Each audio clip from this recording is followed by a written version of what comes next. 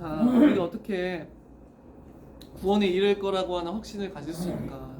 여기서 구원이라고 말을 하는 것은 영원하신 하나님 나라에 내가 들어가리라고 어떻게 확신할 수 있는가? 이거예요.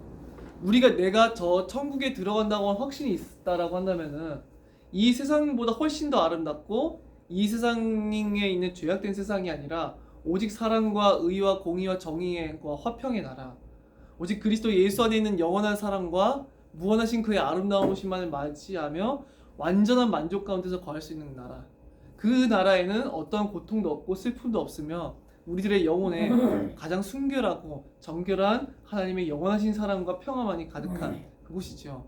그곳에서 한없이 아름다운 서로가 서로를 사랑하는 것이 온전케 될 것이고 어떠한 죄악도 존재하지 않으며 우리들의 영혼이 완전한 만족으로 가득 차게 될 거예요. 그 땅에는 당연히 이 세상과 같이 차별도 없고 고통도 없고 죄도 없고 서로들 간에 판단하는 것도 없고 서로의 교만함도 없고 어떠한 죄악도 전혀 없는 오직 의와 거룩과 공의와 평화의 나라, 그리스도 예수 안에 있는 완전하신 의와 정의가 세워진 나라, 그런 나라겠죠. 우리가 그 성경을 보게 되면은 주께서 우리들의 마지막 그 다시 오실 때 천국에 들으실 때 그들의 눈물을 닦아주시고 그들에게 영원한 평화를 허락해 주신 장면들이 나오거든요. 그리고 백성들은 그 구원하심을 보면서 뛸 듯이 터져나온 듯한 기쁨으로 하나님의 구원하심을 노래하는 장면이 나와요.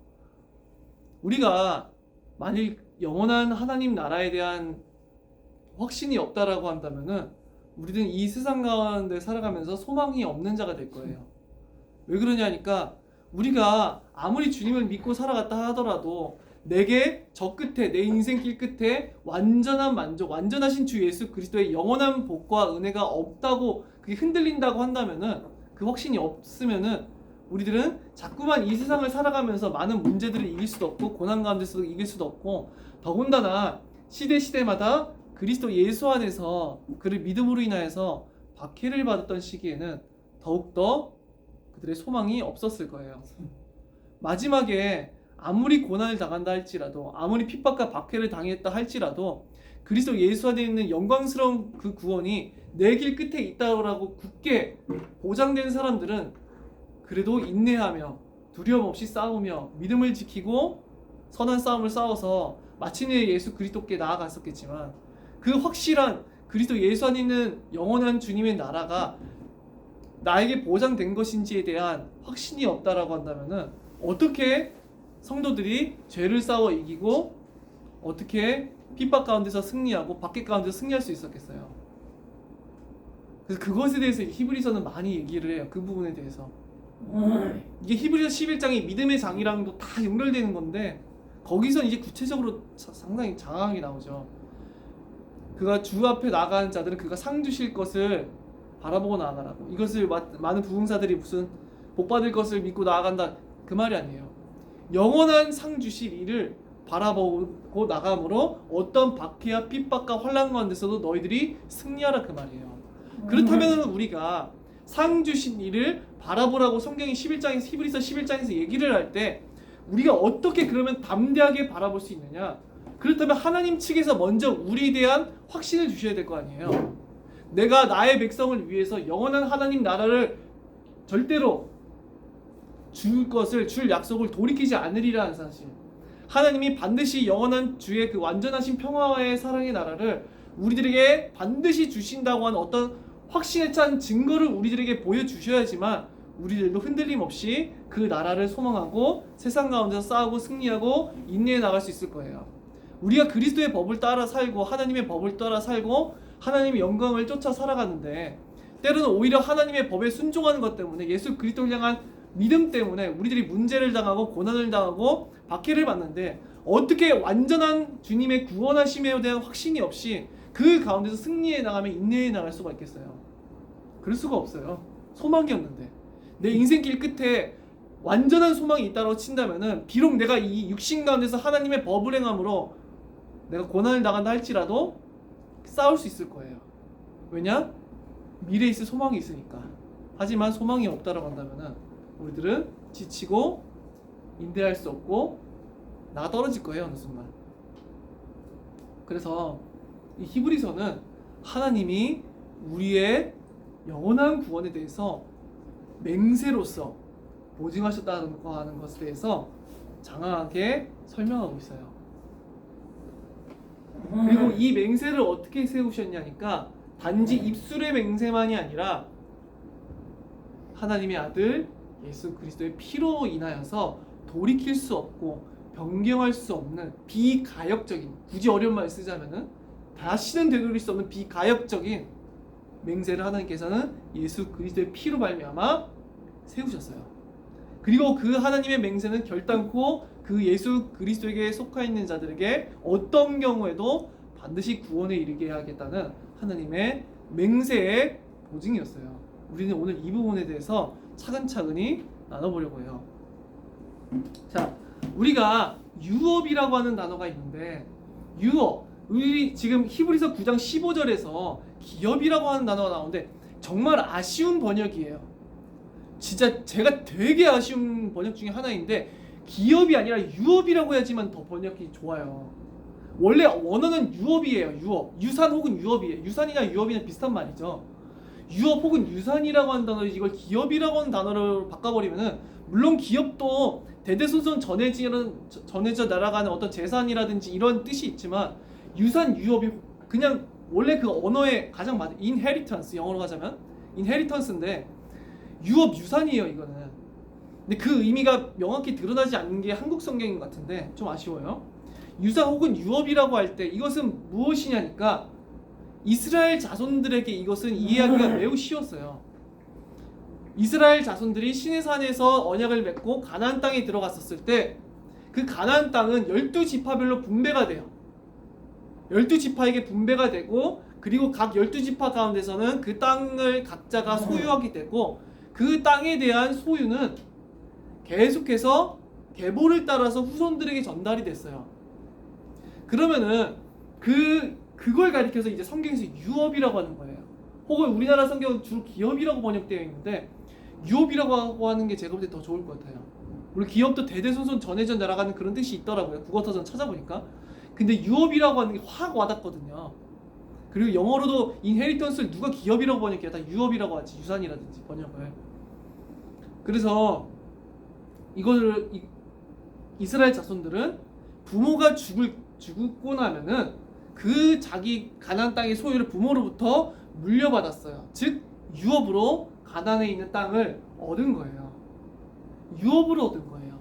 대대손손 그래서 부모에게서 자식으로, 조상에게서 후손들로 그 조상들의 죽음으로 인하여서 유업으로서 이 기업이 전달된 거예요. 유업으로서 그 땅이 전달된 것이지, 그들이 각자가 땅을 사고 팔아서가 아니라 유업으로서 전달된 거예요. 이 개념이 중요해요. 하나님께서는 그 땅도 희년에 설령 빚을 져가지고 땅을 빼앗겠다 할지라도 희년이라고 하는 시기를 주셔서 그 땅이 전부 다 원래의 소유가 돼 있는 그 가문에게로 돌아가게 하셨었거든요. 그 누구도 땅의 영구적인 소유가 될 수가 없었어요. 가나안 땅에서. 이것은 미래의 예표를 주기 위하였던 것이었죠. 가나안 땅의 유업으로서 가나안 땅을 얻었던 것처럼 죽음으로 인하여서 저 영원한 층도 우리들이 유업을 얻게 되기 때문이에요. 자, 우리 9장 16절 17절 보니까 유언은 유언한 자가 죽어야 되나니 유언은 그 사람이 죽은 후에야 유효한즉 유언한 자가 살아있는 동안은 효력이 없느니라. 자, 우리가 유언을 예를 들어서 남겨요. 그럼 유언이라고 하는 것은 죽고 나서 효력이 있는 거예요? 죽기 전에 효력이 있는 거예요? 유언이라고 하는 자체가, 그 의미 자체가 죽은 후에 효력을 발생시키기 위해서 살아생전에 남겨놓는 말이잖아요. 그죠? 그걸 생각하시면 돼요. 유언이라고 하는 것은 유언한 자가 죽어야지만 효력이 생겨요. 그리고 사람이 죽은 후에야지만 그래서 유효하고 살아있는 동안에 효력이 없다, 그 말을 하고 있는 거죠. 쉬운 말이에요. 자, 여기서 말을 하는 유언이라고 하는 것은 계속해서 유업, 유언 이런 단어가 나오죠. 여기서 말하고자 하는 유언은 단지 뭐 너희 형제들끼리 사이좋게 지내라 이런 유언이 아니라 영원한 유업에 대한, 영원한 하나님 나라에 대한 유언이에요. 하나님께서 자기 백성에게 영원한 저 천국의 구원을 세세토록 변하지 않게 주시겠다고 하는 유언이에요. 내가 내 백성을 영원한 저 천국의 상속자로 삼아서 바로 천국의 상속자들에게 유업으로, 상속자들은 유업을 얻을 자들이죠. 그 상속자들에게 영원한 나의 나라를 세세토록 그에게 주겠다라고 하는 것, 그 유언이에요. 이게 바로 하나님이 주신 유언이죠. 왜 유언이라고 하냐니까 죽음을 통하여서 그 유언이 효력이 생기고 그 유언의 효력으로 인해서 우리가 하나님의 상속자로서 저 천국을 유업을 얻기 때문에 그래요. 여기 성경에서 조금 설명드릴 게 있는데 16절, 17절에 유언이라고 하고 나온 단어는 이게 헬라어로, 영어로 번역했을 때 제일 좋은 단어는 테스터먼트예요. 우리가 신약 구약할 때도 올드 테스터먼트, 뉴 테스터먼트라고 하거든요. 이게 테스터먼트라고 하는 단어가 정확하게 헬라어의 번역에 있어서 가장 좋은 이유는 무엇이냐니까 사실 이 16절, 17절을 제외하고 다른 모든 본문에서는 우리나라 한국 성경에서 언약이라고 번역이 돼요. 근데 여기 16절, 17절에서만 유언으로서 번역이 된 거예요. 같은 단어인데. 자, 그러니까 즉 유언이랑 언약을 같은 단어로 쓴 거예요. 테스트먼트라고 한 단어를 통해서. 이것이 이중적인 의미를 갖기 위해서 하나님께서 이렇게 의도하셨음이 분명한데 그 이유는 아까 앞서 앞절에서 보았듯이 16, 17절에서 보았듯이 언약이라고 하는 것은 곧 유언이고 유언은 곧 언약으로서 하나님의 언약은 유언으로서 성취되는 것, 즉 죽음으로써 효력이 갖는 것이 바로 언약이라고 하는 것을 지금 설명하고 싶어서 그런 거예요. 자, 유언은 앞서 봤던 것처럼 사람이 살아있는 동안에는 효과가 없어요. 하지만 사람이 죽은 후에야 유효하게 돼요. 그것처럼 언약이라고 하는 것은 죽음을 통하여서 체결되는 것이요 죽음을 통하여서 이루어지는 것이지 죽음이 없는 언약은 없다는 거예요.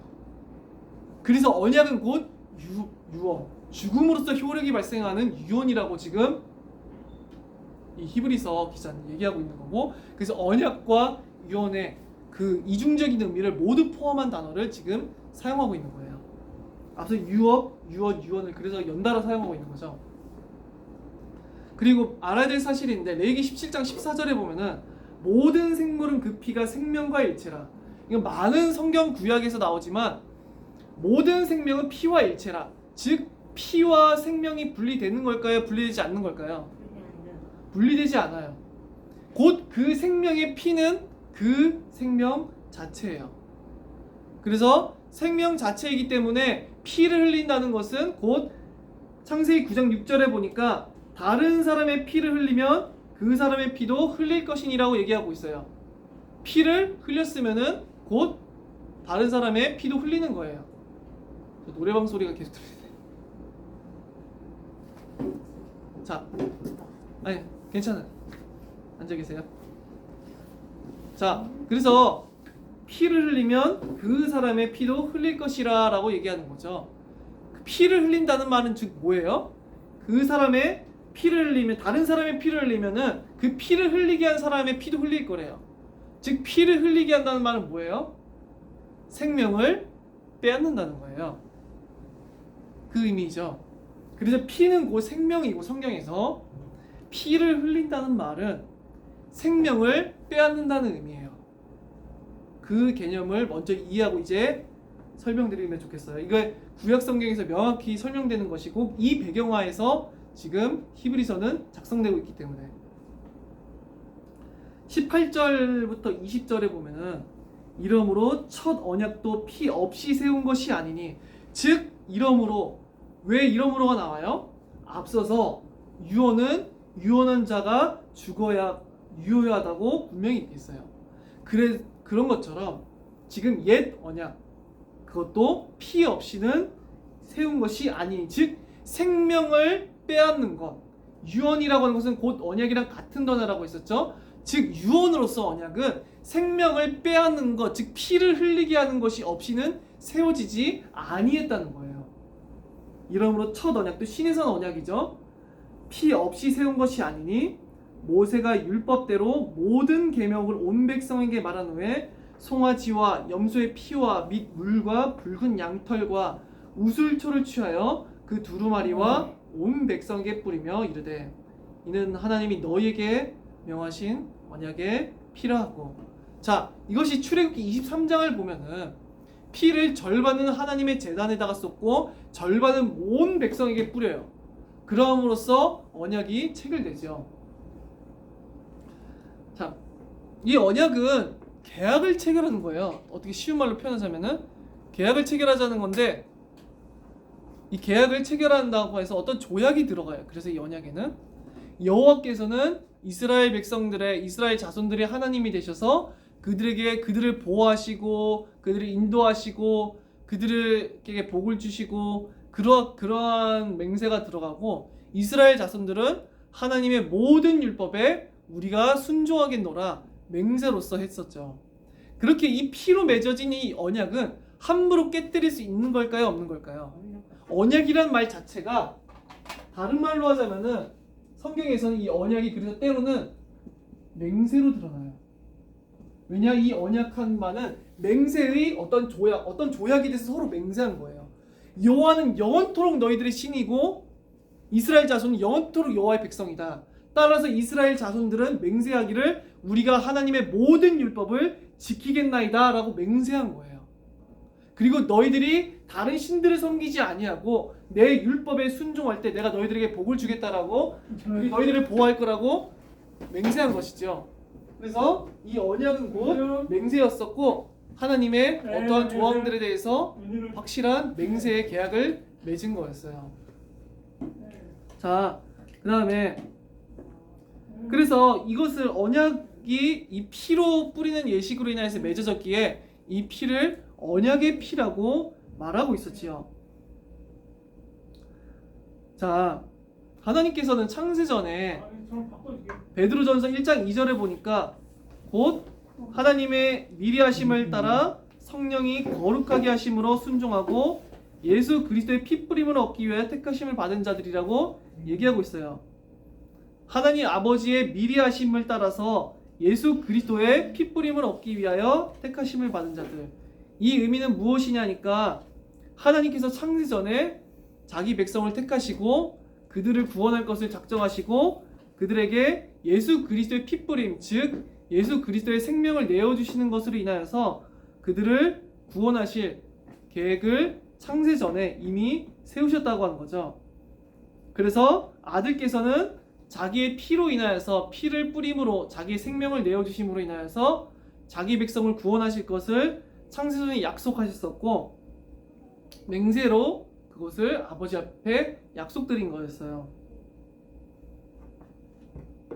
그래서 예수 그리스도의 피로 인하여서 이 언약이 체결되게 되는데, 옛 언약조차도 피로 인하여서 체결되었던 것처럼 새 언약도 예수 그리스도의 피로 인하여서, 생명으로 인하여서 체결된다는 것이죠. 자, 그래서 히브리서 9장 15절에 보니까 주구사 부르심을, 밑에 줄부터 보면은 주구사 부르심을 입은 자로 하여금 영원한 기업의 약속을 얻게 하려 하심이라. 그래서 예수 그리스도께서는 자신의 죽으심으로 인하여서 부르심을 입은 자들로 하여금 영원한 구원을 얻도록, 기업의 약속을 얻도록 그렇게 이를 자신의 새 언약을 세우셨고, 예수께서도 잡히시기 전날에 내 피로 세운 새 언약이라 말씀하시면서 자기의 피로 인하여서 자신의 피를 뿌리는 의식으로, 즉 자신의 생명을 대가로 새 언약을 세우신 거예요.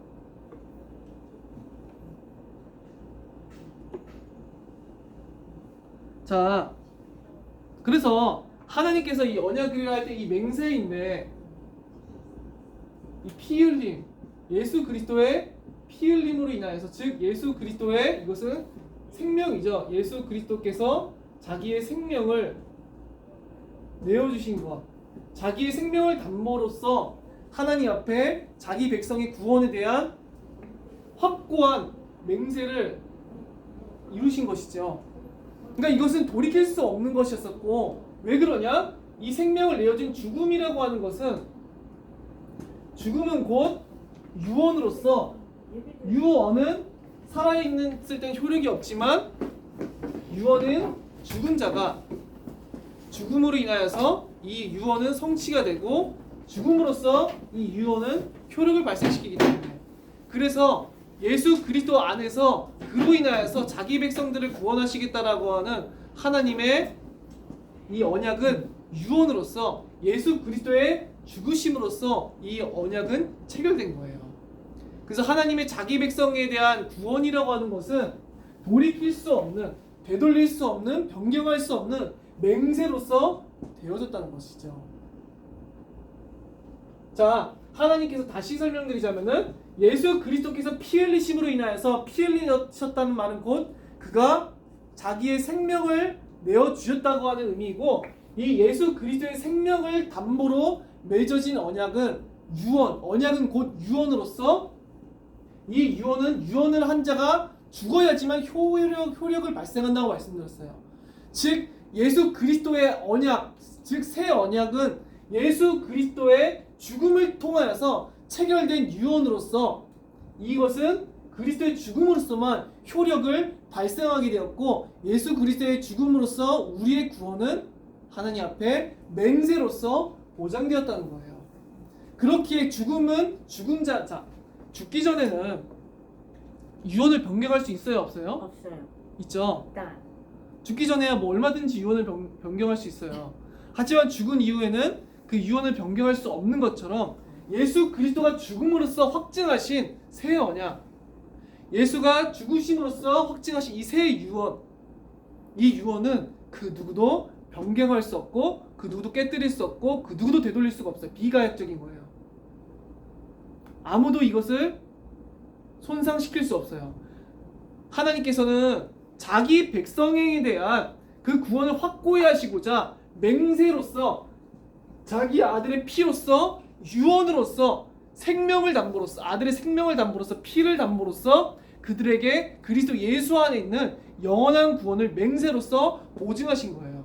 되돌릴 수 없고 손상되지 아니하고 그 누구도 빼앗을 수 없는 확고한 것으로서 유언으로서 아들의 죽음으로 이 새 언약을 확증하신 거였었죠. 자,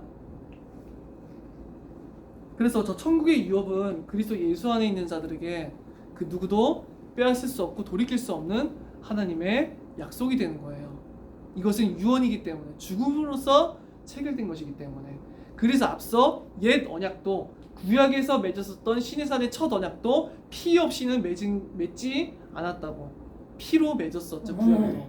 마찬가지로 하나님께서는 구약의 피로 맺어진 언약은 미래에 있을 예수 그리스도의 피로 맺어질 언약의 전조로서 예수 그리스도의 생명을 담보로 하나님께서는 이 유언으로서 확증하실, 그 누구도 그의 죽음으로써 변경할 수 없는, 되돌릴 수 없는 확고한 맹세로서 자기 백성에 대한 구원을 보증하셨다라고 한 거예요.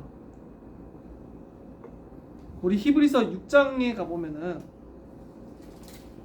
히브리서 6장 17절에 보니까 6장 17절에 보니까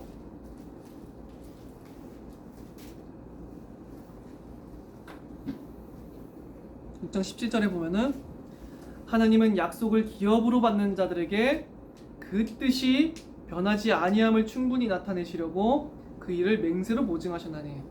여기 앞서서는 아브라함에게도 하나님께서 약속으로서 그에게 약속을 자신의 맹세로서 보증하시는 장면이 나오는데, 이 앞서서요, 다 설명드릴 수는 없고, 하나님께서는 사람들 사이에서는 맹세를 맺을 때, 언약으로서 맹세를 맺을 때 하나님을 두고 맹세하는 경우가 많았어요. 혹은 뭐 왕의 이름으로 맹세합니다, 이런 것도 많이 나오거든요, 성경에. 그게 다 언약을 맺는 거예요. 근데 자, 하나님께서는 다 자기보다 높은 이가 없기 때문에 자기를 두고 아브라함에게 창세기 22장에서 이제 그 맹세를 하세요. 그래서 야곱이 자기 삼촌 라반이랑 언약을 맺을 때, 서로의 땅을 침범하지 않겠다는 언약을 맺을 때도 하나님을 두고 맹세하거든요. 언약을 맺는 거예요, 하나님을 두고. 근데 하나님께서는 그 맹세를 하실 때 자기보다 더 높은 이가 없으니까 자기를 두고 맹세하시는 거예요. 이 맹세. 자, 그랬는데 하나님은 약속을 기업으로 받는 자들에게, 즉 저 영원한 하나님 나라의 약속, 영원한 구원에 이르겠다라고 하는 저 천국 본향에 대한 그 약속을 기업으로 받는 자들에게 그 뜻이 변하지 아니한다고. 그래서 예수 안에 있는 자에게는 내가 약속한 바 저 천국의 영원한 것이 내 나라가 너희들의 영원한 소유라고 그 뜻이 변하지 아니함을 충분히 나타내시려고, 그들에게 충분히 확신을 가질 수 있도록 하나님 측에서 충분히 나타내시려고 맹세로서 보증하셨나니라고 말하고 있어요. 인간끼리의 맹세는 이게 믿기가 참 힘들죠. 인간은 약속을 깨뜨리니까 쉽게. 근데 하나님께서는 그들이 의심받는 걸 아시기에 충분히 그들에게 내 나라에 대한 확고한 확신을 가질 수 있도록 내가 너에게 준 약속에 대한 확고한 약속을 흔들림 없이 받아서 소망 가운데서 신앙을 해 나갈 수 있도록, 믿음을 지킬 수 있도록 하나님께서는 뭔가를 행하셨다는 거죠. 그래서 맹세로 보증하셨대요. 그 일을 맹세로서. 어떻게? 히브리서 6장 18절에 보니까 이는 하나님이 거짓말을 하실 수 없는 이 두 가지 변하지 못할 사실로 말미암아 앞에 있는 소망을 얻으려고 피난처를 찾는 우리에게 큰 안위를 받게 하려 하심이라. 하나님은 거짓말을 하실 수가 없어요. 그리고 이 두 가지 변하지 못할 사실, 즉 앞서서 어떤 거예요? 맹세로서 보증하셨다고 하는 것과, 그리고 말씀으로서, 그러니까 즉 말씀하셨다는 것과 거짓말하실 수 없다는 사실, 말씀으로서 맹세하셨고 그는 거짓말을 하실 수가 없어요. 하나님께서 단지 약속을 통하여서 말씀만으로 내가 너희들을 반드시 천국에 들어가게 할 거야 라고 말씀만 주셔도 그는 거짓말을 하실 수 없기 때문에 그의 말씀은 신실하게 믿을 수가 있어요. 하지만 그러면서도 맹세로서 그 일을 보증하셨다라고 하는 거죠. 자, 그래서 소망을 얻으려고 피난처를 찾은 우리에게 큰 안위를 받게 하려 하심이라.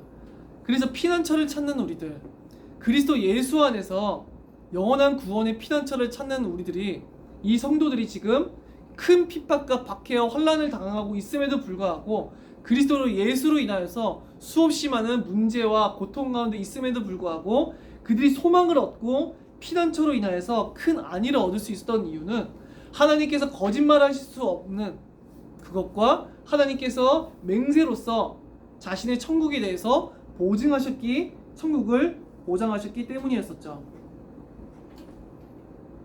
자, 그래서 그 다음에 두 가지, 그래서 변하지 못할 사실이래요. 하나님을 불변하시니까. 하나님의 맹세는 또한 불변하고 하나님의 약속은 절대로 변함이 없으시니까 그것을 통하여서 확고한 큰 안위, 큰 안위라고 할 때 이 큰이라고 하는 단어를 제가 헬라어 찾아보니까 강대한, 아주 강한 이런 뜻으로 쓰여요. 주로 강한 안위, 강력한 어떠한 강대한 안위를 우리에게 주시려고, 어떠한 상황 가운데서도 어떠한 핍박과 환난 가운데서도 흔들릴 수 없는 영원한 저 천국에 대한 확고한 확신으로서, 보증으로서 우리들이 결단코 흔들림 없이 영원한 저 천국에 대해서 믿음으로 모든 상황 가운데서 승리해 나갈 수 있도록, 비록 이 세상 가운데서 핍박과 박해를 당한다 할지라도 영원한 주님의 그 구원이 있다라고 하는 그 끝에 있을 주님의 완전한 구원을 우리들이 바라보니까, 그 영원한 구원의 날에 반드시 나를 이르게 하실 거니까, 그것을 위해서 내 인생을 인도하실 거니까 그 소망을 품고서는 강한 안위를 얻는 거예요. 그래서 모든 그리스도인들은 하나님이 맹세로서 보증하신 이것을 굳게 믿어야 되는데, 이거 히브리서에서 명백하게 증언하고 있는 바이죠. 하나님께서는 이 구원의 새 언약, 구약에 있었던 옛 언약이 아니라 이 새 언약도 피로 세우셨었는데 동물의 피가 아니라 아들의 피로 인하여서 이 언약을 세우셨어요. 그리고 지금 히브리서 6장에 보면은 또 이렇게 나오죠.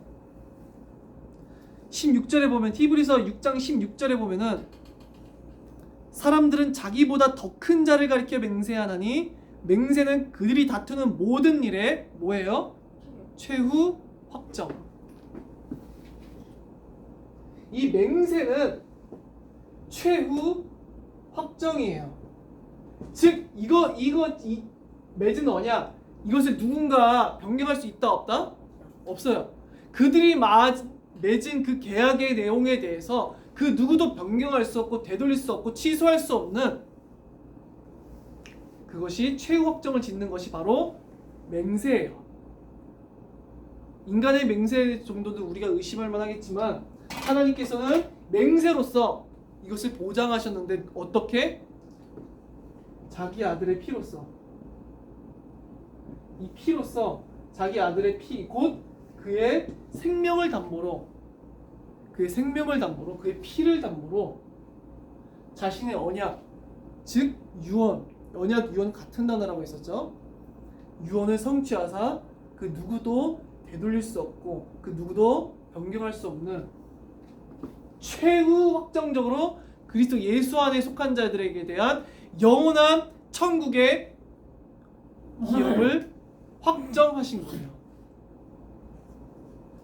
예수 그리스도의 피로 인하여서. 자, 바로 그래서 성도들이 우리들의 소망을 참되게 품을 수 있는 이유는 이 세상 가운데서 어떻게 흔들리지 않는 소망을 품고 흔들리지 않는 확신 가운데서 나아갈 수 있느냐니까 그것은 예수 그리스도의 피를 바라보기 때문에 그래요. 하나님께서 자기 아들의 피로 인하여서 사신 자들, 자기 아들의 피로 말미암아서 구원의 맹세를 주신 자들, 자기 아들의 피로 인하여서 확고히 하신 이 새 언약, 새 유언의 죽음으로서 확정된 이 구원을 그 누구도 취소시킬 수 있을까요? 그 누구도 취소시킬 수가 없어요. 하나님의 아들의 피로 말미암아 세우신 이 맹세의 언약, 맹세의 유언은 그 누구도 되돌릴 수 없고 취소시킬 수 없고 손상시킬 수 없고 변경할 수가 없는 비가역적인 거예요. 하나님께서는 바로 자기 아들의 피로 인하여서 이 언약을 확고히 하셨죠. 그래서 그 누구도 하나님의 이 언약을 되돌릴 수가 없는 거예요. 그렇기에 성도들 입장에서는 예수 그리스도의 피로 말미암아 세워진 이 언약에 대해서 항상 감사함으로 소망 가운데 나갈 수가 있죠. 성도들이 이 당시에 히브리서를 읽고 있는 성도들이 너무나도 큰 박해가 있었는데 죽음의 온갖 위기가 있었고 세상 가운데서 온갖 수치와 부끄러움을 당해야 될 위기가 있었고 세상 사람들에게 구경거리가 되어야만 하는 그런 위기가 있었고 히브리서 11장에 보니까 구약의 많은 성도들을 언급하면서 칼에 썰리고 돌에 맞고 뭐 톱에 잘리고 온갖 박해를 받아야 했던 시기가 많이 있었는데 칼에 썰리고 톱에 썰리고 목베임을 당하고 죽임을 당하면서까지도 어떻게 성도들이 흔들림 없이 자기의 믿음을 지켰겠냐 그 말이에요. 그들은 확고히 하나님의 맹세를 받았어요. 하나님의 유언. 어떤 유언? 내가 너희에게 영원한 저 주의 나라를 세세토록 허락해 줄 거라는 그 유언. 그리고 이 유언이 어떻게 성취가 되었었죠? 바로 예수 그리스도의 죽음으로 말미암아서 하나님의 모든 백성들에게 이 유언이 성취가 되었어요. 그래서 그들은 영원한 천국을 그냥 얻는 것이 아니라 항상 유업으로 얻는 거예요. 우리나라 말로 성경은 기업으로 되어 있지만 유업이라고 한다는 훨씬 정확해요. 유업을 얻는 거예요. 예수 그리스도의 유언, 즉 죽음으로 체결된 이 유언으로 인하여서 우리는 하나님 나라의 영원한 모든 복을, 구원을 유업으로 얻는 거예요. 항상 그의 죽으심으로 인하여서. 그렇기에 이 유업으로 얻는 이것을 우리들이 빼앗길 수 있는가? 우리들이 결코 그 누구라도 이것을 빼앗거나 변경하거나 손상시키거나 할 수 있는가? 그럴 수 없다. 왜 그러냐? 하나님께서는 자기의 맹세로서 이 구원을 최후 확정하셨기 때문에 어떻게? 유언한 자가 죽어야만 하고 유언한 자가 죽어야지만 유효하고 이 죽음으로써 맺어진 이 언약은 이 맹세는 되돌릴 수가 없다는 거예요. 유언한 자가 죽었는데 그 누구도 이 유언은 변경할 수 없어요. 그래서 아들의 피로 맺어진 이 유언은 그 누구도 되돌릴 수 없는 하나님의 최후 확정적인 맹세로서 자기 아들의 피로 모든 백성에게 유업을 주시겠다라고 하는 이 하나님의 이 약속은 그 누구도 의심할 수가 없고 그 누구도 우리들이 그 누구도 이 역사에 대해서 그것을 의심함으로 인하여서 자신들이 뜻이 낙심되거나 그럴 수 없다는 거죠. 왜 그러냐? 하나님께서는 이것을 맹세로서 보증하셨기 때문에. 그래서 이게 소망인 거예요.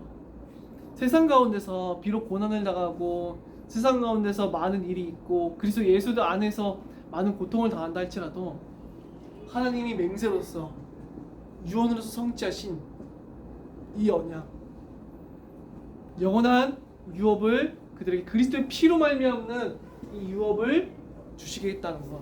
그래서 이 언약과 유언이라고 하는 단어가 같은 뜻을 내포하고 있는 한 단어라고 하는 게 저는 되게 놀라워요. 하나님께서 섭리 가운데서 어떻게 이런 단어를 사용하셔서 언약을 항상 이 유언으로 세우셨는지, 죽음으로 말미암아서 새 언약을 세우셨는지.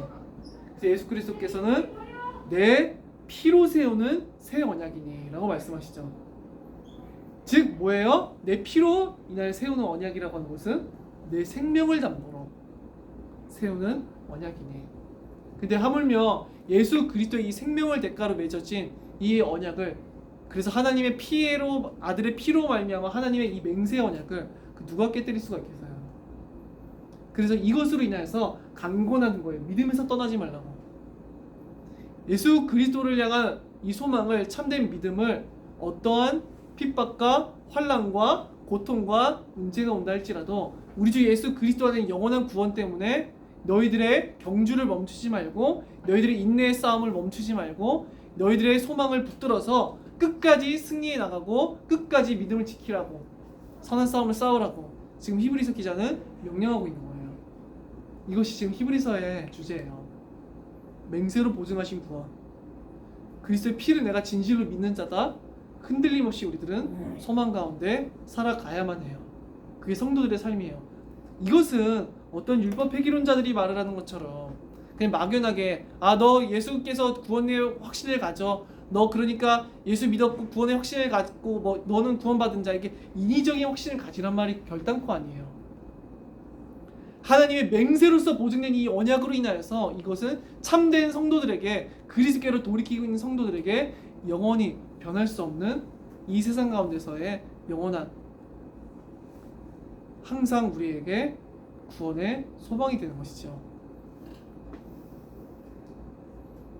그리고 이 피로 인하여서 우리들은 오늘도 하나님의 나라가 영원토록 나의 것임을 오늘도 바라볼 수 있을 거예요.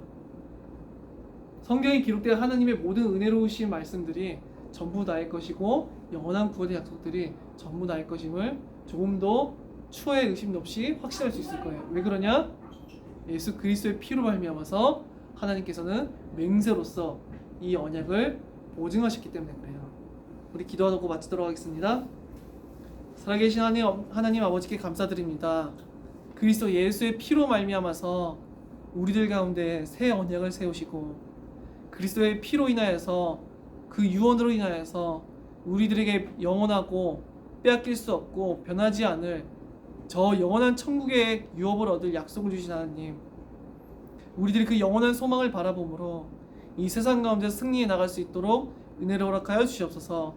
모든 성도들과 모든 나의 소망이 이 세상에 있는 것이 아니라 저 영원한 하나님 나라에 있음을 고백드리며, 우리가 그 영원한 소망을 바라보므로 날마다 믿음의 선한 싸움을 싸우고 승리해 나갈 수 있도록 은혜를 허락하여 주시옵소서.